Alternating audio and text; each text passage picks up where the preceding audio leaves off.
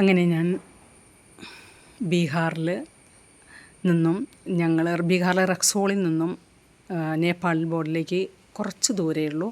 അങ്ങനെ ഞങ്ങൾ നേപ്പാളിലേക്ക് മറ്റൊരു രാജ്യത്തേക്ക് കടക്കുകയാണ്. ഇന്ത്യയിൽ നിന്നും ആ കാഴ്ച വളരെ പ്രകൃതി വളരെ മനോഹരമാണ് കേട്ടോ. കാരണം വെച്ചിട്ടുണ്ടെങ്കിൽ കുന്നുകളും താഴ്വാരങ്ങളും അതുപോലെ കൊച്ചു കൊച്ചു വീടുകളും വളരെ കണ്ടിരിക്കാൻ തന്നെയുണ്ട് കേട്ടോ. നമുക്കൊരു ഉറക്കം വന്നാലൊന്നും ഉറങ്ങാൻ തോന്നിയില്ല ശരിക്കും പറഞ്ഞാൽ. എനിക്ക് യാത്രാക്ഷീണമൊക്കെ ഉണ്ടായിരുന്നു ട്രെയിനിൽ പോയതുകൊണ്ട്. പക്ഷേ ഇത് കണ്ടാൽ എങ്ങനെ ഉറങ്ങാൻ തോന്നും? അത്ര ഭംഗിയല്ലേ കാഴ്ച. വളരെ മനോഹരമായൊരു സ്ഥലമാണ് കേട്ടോ നേപ്പാൾ എന്ന് പറയുന്ന രാജ്യം കേട്ടോ. കടന്നു പോകുന്ന ഓരോ ഭാഗങ്ങളും ഒന്നും മോശമെന്ന് പറയാനായിട്ട് നമുക്കില്ല. അത്ര മനോഹരമാണ് പ്രകൃതി കേട്ടോ.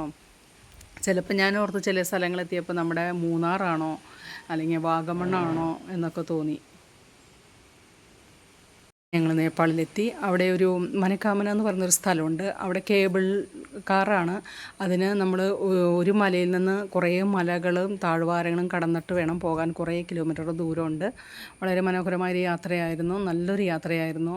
അപ്പുറത്ത് ചെല്ലുമ്പോൾ കടകളും പിന്നെ വീടുകളും പിന്നെ എന്താ പറയുക, അവിടെ ഒരു അടുത്തൊരു അമ്പലമുണ്ട് ആ ഹില്ലിൻ്റെ മുകളിൽ. അതുമായി ബന്ധപ്പെട്ട് കുറേ റെസ്റ്റോറൻറ്റുകളും പിന്നെ ഹോട്ടലുകൾ, വലിയ ഹട്ടുകൾ, പിന്നെ പൂന്തോട്ടങ്ങളൊക്കെ ആയിട്ട് വളരെ മനോഹരം കേട്ടോ.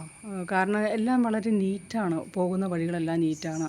ഞങ്ങളപ്പോൾ ആ സമയപ്പോഴത്തേനും ഒരു വിശപ്പ് തോന്നിയപ്പോൾ ഞങ്ങൾ അവിടെ നിന്നത്തെ ഒരു സ്പെഷ്യൽ കഴിക്കാൻ നേപ്പാളിൻ്റെ എന്നും പറഞ്ഞ് ഞങ്ങൾ അവിടെ കയറി.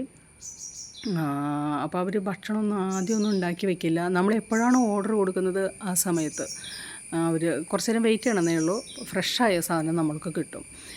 അതാണ് നേപ്പാളിൻ്റെ ഭക്ഷണത്തിൻ്റെ ഒരു പ്രത്യേകത.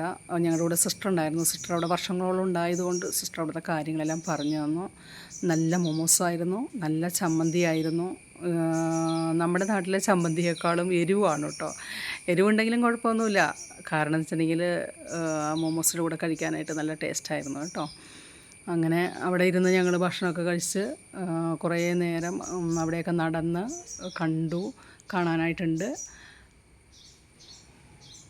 ഓറഞ്ചിൻ്റെ മരങ്ങളൊക്കെ ഉണ്ട്. പക്ഷെ അതൊക്കെ സീസണല്ല, അതുകൊണ്ട് അതിലൊന്നും ഉണ്ടായിട്ടൊന്നുമില്ല കേട്ടോ. പിന്നെ കടകളൊക്കെ ഉണ്ട്. ഞങ്ങൾ വെറുതെ ഒന്നും വാങ്ങിച്ചൊന്നുമില്ല. എല്ലാം